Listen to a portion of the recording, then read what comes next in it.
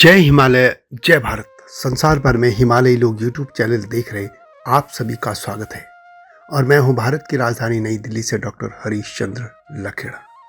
इस बार कायस्थ समाज के इतिहास के बारे में बात करूंगा, पौराणिक तौर पर भी और ऐतिहासिक तौर पर भी। भारत में शायद ही कोई ऐसा क्षेत्र होगा जिस क्षेत्र में कायस्थ समाज ने अपनी अमिट छाप न छोड़ी हो, चाहे राजनीति हो, प्रशासन हो, कला हो, व्यापार हो, लेखन हो, हर क्षेत्र में वे अग्रणी भूमिका निभाते रहे हैं।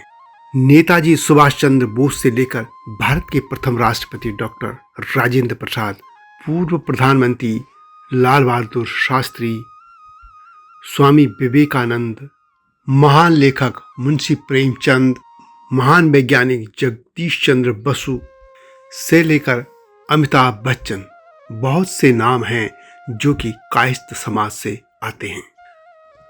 बाल ठाकरे भी चंद्रसेनीय कायस्थ प्रभु समाज से थे। कायस्थ समाज वर्ण व्यवस्था में कहां पर आता है, इस बारे में मैं अगली वीडियो लाऊंगा, लेकिन इस बार सिर्फ इतिहास के बारे में बताऊंगा। लेकिन जब तक मैं आगे बढ़ूं, आपसे अनुरोध है कि हिमालयी लोग यूट्यूब चैनल को सब्सक्राइब अवश्य कर दीजिए। और मेरा एक और चैनल है समसामयिक मुद्दों पर और नाम है सत्यमेव जयते यानी STB, उसको भी देखिएगा, सब्सक्राइब कीजिएगा, यह आपसे विनम्र अनुरोध है। तो बात करते हैं कायस्थ समाज की।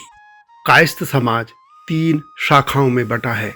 उत्तर प्रदेश, बिहार, झारखंड, दिल्ली, मध्य प्रदेश, राजस्थान आदि क्षेत्रों में चंद्रगुप्त वंशीय कायस्थों की अधिकता है, जबकि बंगाल में कायस्थ, वैद्य आदि कुलीन व भद्र लोक में गिने जाते हैं।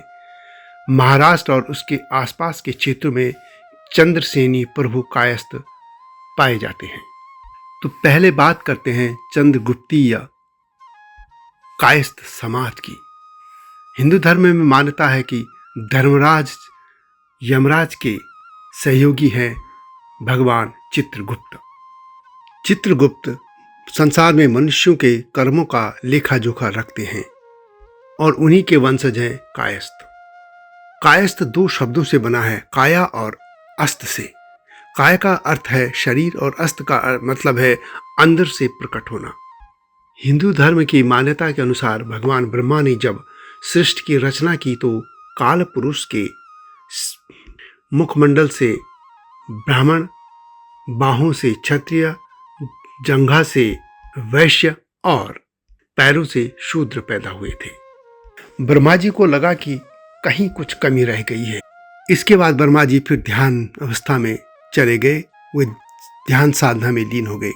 जब उन्होंने आंखें खोली तो एक पुरुष उनके सामने खड़ा था। उसके हाथ में कलम, दवात, स्याही, पुस्तक तथा कमर में तलवार बांधी हुई थी। तब ब्रह्मा जी ने उनसे कहा, हे पुरुष, क्योंकि तुम मेरी काया से उत्पन्न हो इसलिए तुम्हारी संतानों को कायस्थ कहा जाएगा। ब्रह्मा जी ने कहा कि जैसे कि तुम मेरे शरीर यानी चित्र में गुप्त यानी विलीन थे, इसलिए तुम्हें चित्रगुप्त कहा जाएगा। एक कथा यह भी है कि यमराज के आग्रह पर ब्रह्मा जी ने चित्रगुप्त की रचना की थी और तब से वे धर्मराज यानी यमराज के सहायक हुए और तब से प्रत्येक प्राणी के हर अच्छे बुरे कर्मों का सही सही लेखा जोखा पूरी निष्ठा और निष्पक्षता के साथ करते आ रहे हैं।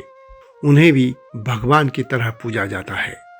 इसी तरह चंद्रसेनीय कायस्थ प्रभु समाज महाराष्ट्र और पश्चिमी भारत में निवास करते हैं और उनकी उत्पत्ति राजा चंद्रसेन से बताई जाती है और यही कारण है कि उन्हें क्षत्रिय समाज का भी हिस्सा माना जाता है।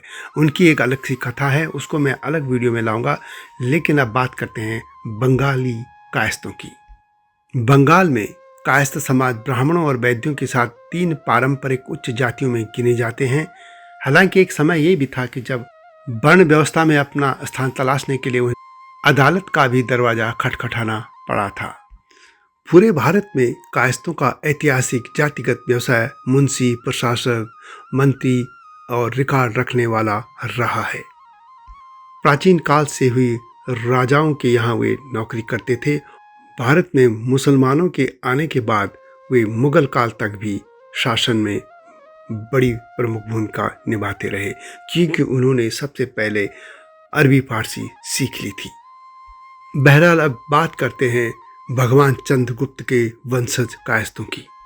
पद्म पुराण के अनुसार कायस्थों के आदि पुरुष चंद्रगुप्त जी ने 2 शादियां की थी।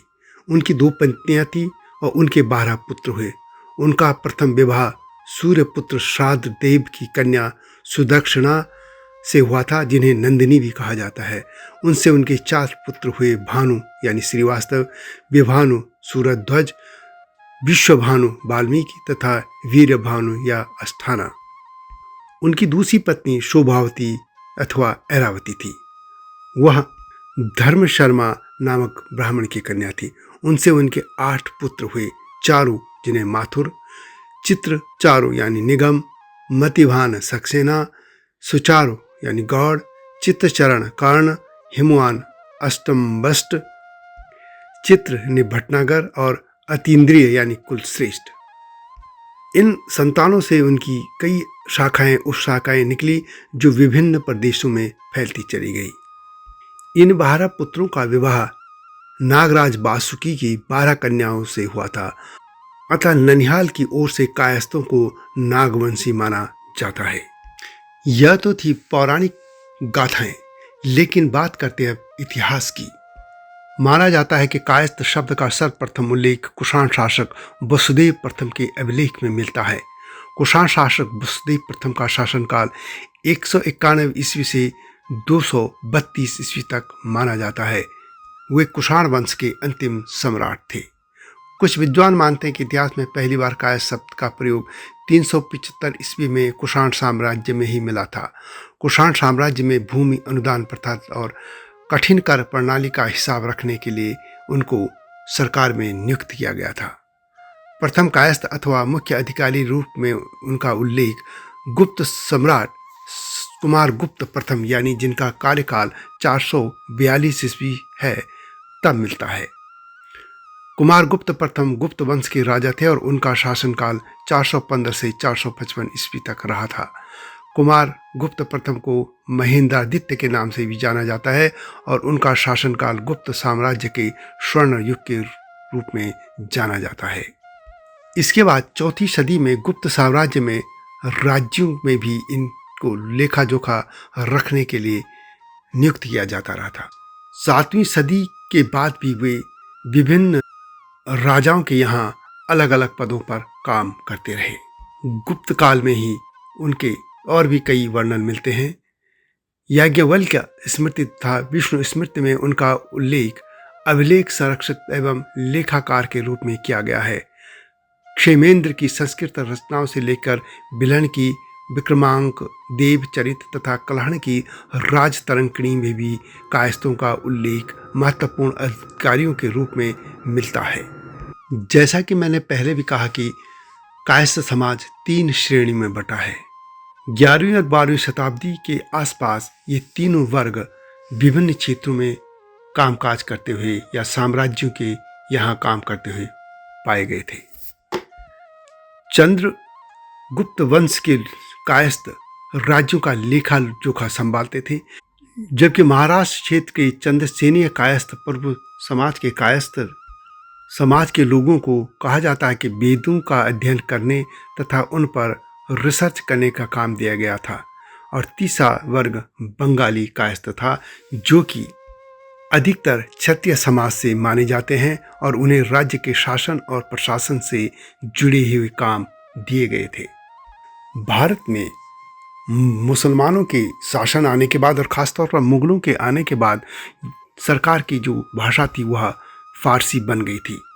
ब्राह्मणों ने फारसी पढ़ने के बजाय अपनी संस्कृत पे ही जुड़े रहना बेहतर समझा, लेकिन कायस्थ इस मामले में आगे निकल गए।